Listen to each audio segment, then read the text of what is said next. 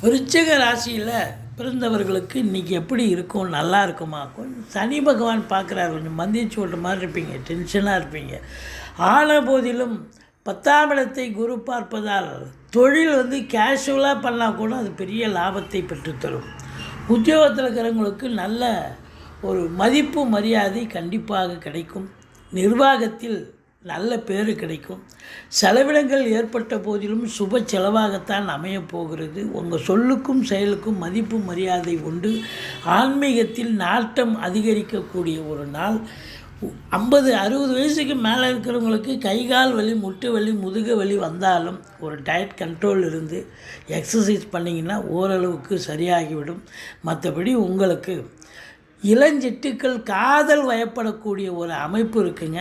But இருந்தாலும் அதை exploit பண்ணக்கூடிய ஒரு நிலையில் இருப்பார்கள். இன்றைக்கி பார்த்தீங்கன்னு சொன்னால்